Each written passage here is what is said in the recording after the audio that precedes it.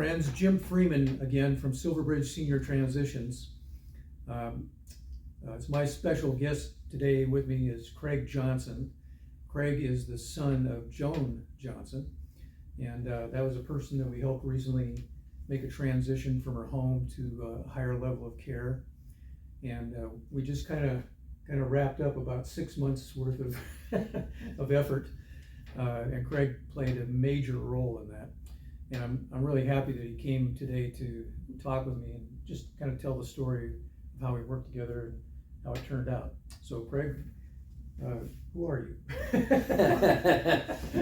Well, I'm Joan's son.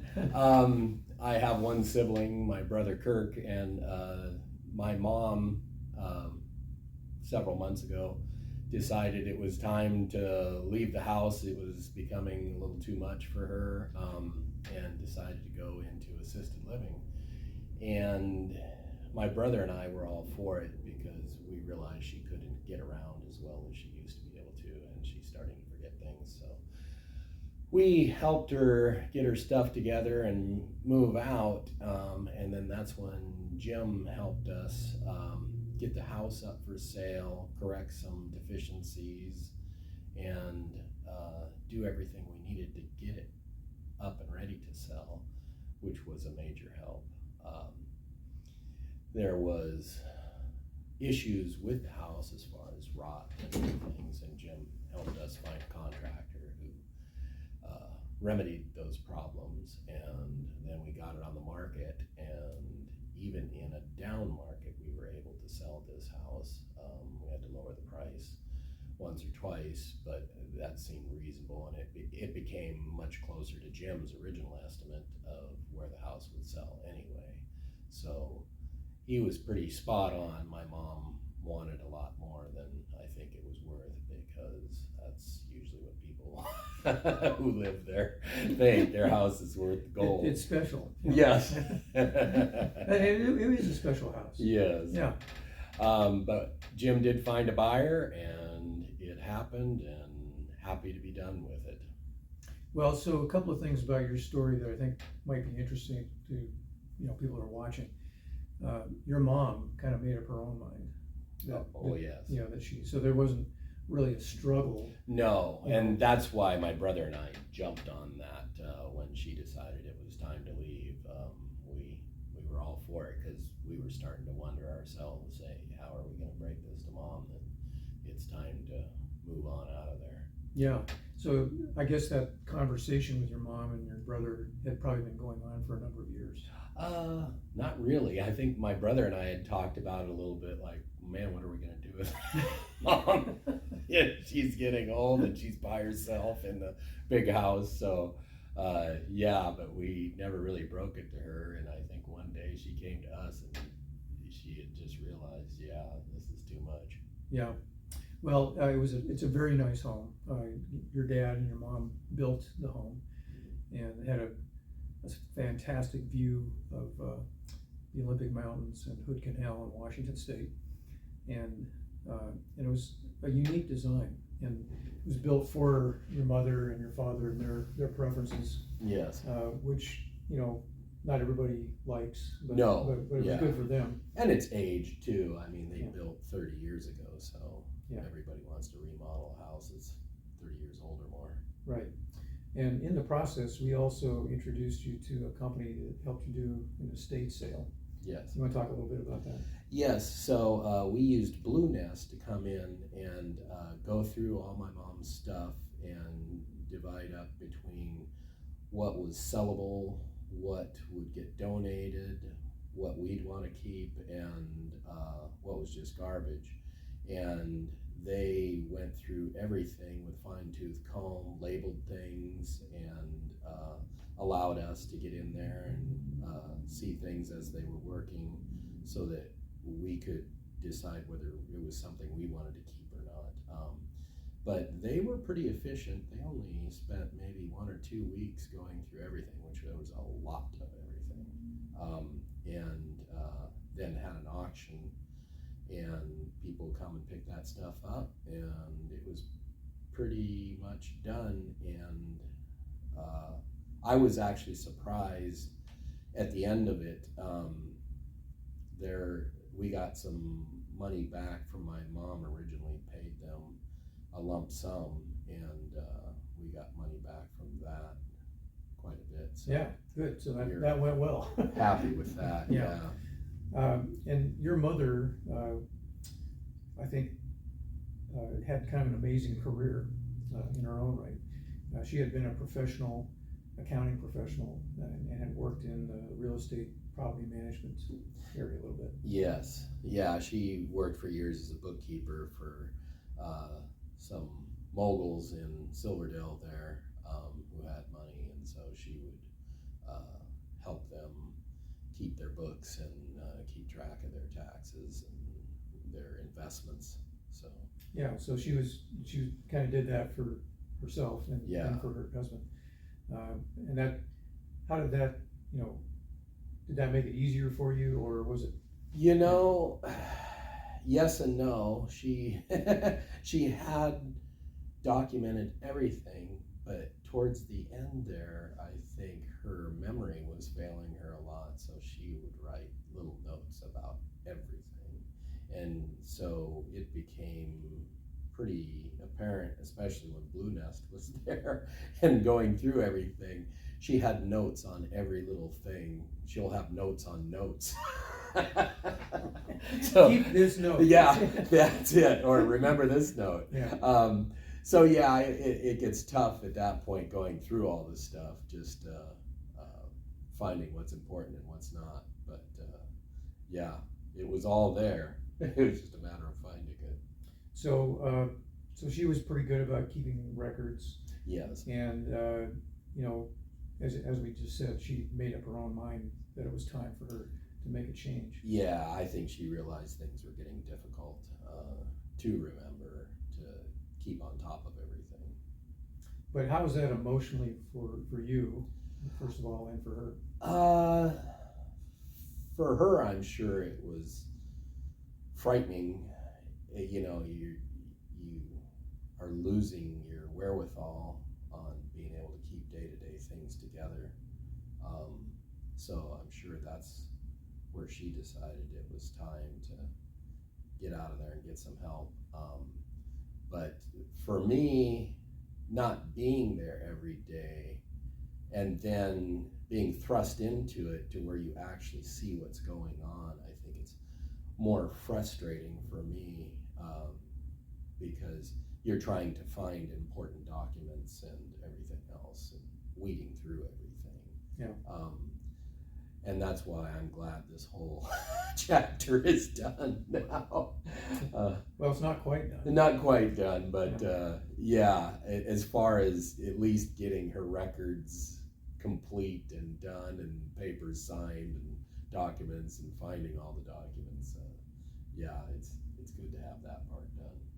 Well, when my assistant Renita and I entered the picture,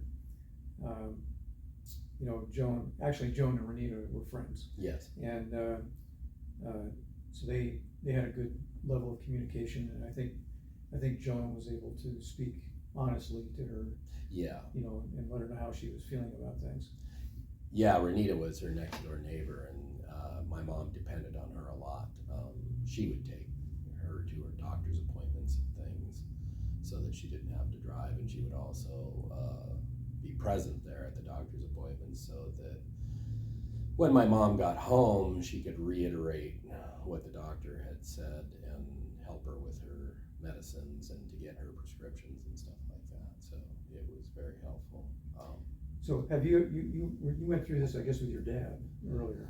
Yeah, that was 7 or 8 years ago. My dad passed away, and he had become ill for probably 2 years before he passed away, where he was in and out of assisted care and needed a good level of care. But my mom was there for him, so I didn't have to do as much as I did this time as far as going through documents and things like that. I would just come over to visit, basically. But So 7 or 8 years prior to when your mother made the decision to get more care, you had some experience. Did that help? Did that inform you or educate you as to what was coming to you when your mom needed help? No, I don't think it did, because it wasn't the same level of intervention, basically, between me finding documents and doing all the steps to do anything. I just had to be there for my dad before he passed, so there wasn't a lot going on as far as legal things. Yeah. Well, that was my experience. My dad died about 10 years before my mom died. Yeah. And That seems to be the way women always outlive. I guess they do. But I was totally unprepared. Yeah. Even though I had gone through it with my dad, I kind of got things straightened out a little bit for my mom. Yeah. So it was a little bit easier. But one thing I just want to, maybe you can tell that in my experience in working with seniors and their families, people just have no idea what's coming at them. No, yeah, it's going to hit you right at the end there, where you're actually trying to do a big business deal, and it's that's when it all comes to a head. Yeah. All right. Well, so your mother, in my experience, handled things very well, and she was self-aware that things were changing and that she was going to need some help, and so that makes it a lot easier. But there was still some apprehension. She really didn't want to leave. No,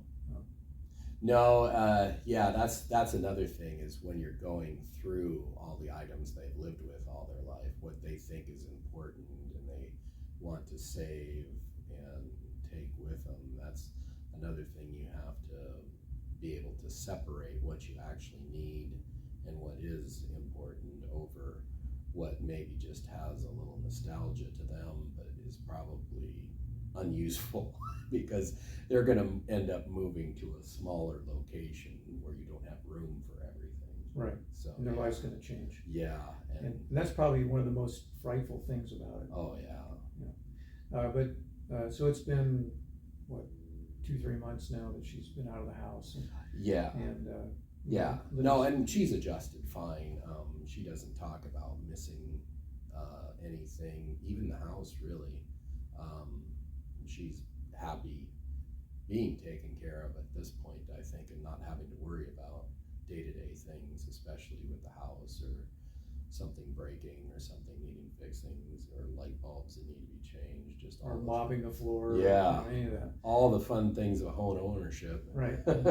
Well, so we had a conversation maybe a month after she moved out, and you told me anyway. I remember that she was having a ball.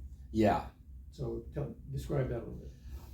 Yeah, I think going from living alone in a big house to an assisted living situation where there's more people around, there's scheduled things to do, your meals are scheduled for you, you don't have to go to the kitchen and make something for yourself and worry about getting groceries and all of that. So it becomes more free time, I think, for them, and probably more relaxing because you don't have to worry about those things. They're just handled for you. And she had friends that were visiting her, and she was going out to dinner and lunch. Yeah, and she ended up moving closer to my brother and I, so we could see her more often. So that was kind of a big deal. She lived alone by herself, kind of secluded where she was, and probably an hour away from my brother and I, so it was harder to go see her quickly, but she moved within 5 minutes from me, so I could swing by every day if I wanted to. So is it your honest opinion that she's happier now? Oh yeah. And now that I've seen her in the element and you see her that often, you realize how much she needed the help over being able to just do things herself. And even as time has gone on, I think that is even getting worse, to where she definitely at this point would have needed to be out of that house, because she can't, now that I've seen it, she can't keep track of her meds and meals and everything else going on. Right. And she quit driving too, so that's a big deal. You have to be able to get out if you're on your own and get things for yourself. So All right, well, the important point here is, though, it was emotionally a struggle. It was less of a struggle than others I've seen because she was organized and you guys were organized. And, we were able to bring some help to the table. yeah. But if I had to ask you one thing, what was the biggest problem that was overcome in facing this whole thing? What made the difference for you? I would say the biggest issue of this whole thing was timing of the market. I wished it would have happened a year earlier. Because you probably could have gotten more for the house a year earlier, but yeah, it's sort of a down slump in the housing right now. So again, I was very thankful to be able to sell this house during this time, because not the easiest time. No, it's not. Things should change. Interest rates went from 3% to 7%. So there's a lot of factors. But price is one thing. I'm a real estate broker, so I deal with price and people buying and selling every day. But when you want to buy or sell a property, it's really not about speculation unless that's your business, right? But if you're living in your own home, it's your home. Yeah. And you want to live there and enjoy the benefits for as long as you can. I do. Yeah. But you can't really time the market with that, because her decline was not based upon market speculation. No, and had my brother and I tried to get her out a year earlier, it probably would have been a fight. Yeah. So yeah, it wouldn't have worked anyway. Right. So market timing was important to you. Yeah. How do you feel about the help we were able to provide? Good, yeah, especially with Blue Nest, and also a contractor that helped with the finding the rot and remodeling where they found some rot on the siding. That was good. And he did some replacement there and painting inside now. So. And you did a fair amount of work yourself. Yeah, there was a little bit of things that I felt I could do on my own, so we handled those things.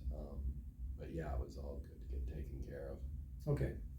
Well, unless you have anything else to talk about, I think we'll wrap this up for right now. I would call this another senior success story. Yes. For Joan Johnson. And one thing I found, working with seniors and doing what I do, is you got to get kind of close to people and you get to know them. I've gotten to know Craig over the past several months. I think we work well together. Mm-hmm. This is all about helping people and helping people through a tough stroke, and doing what you have to do to make it work. And but I'm very happy to have met you, and hopefully this won't be the last time that we interact. Yeah. So thanks a lot, Craig. Thank you, Jim. It's been a pleasure. Yeah, you bet.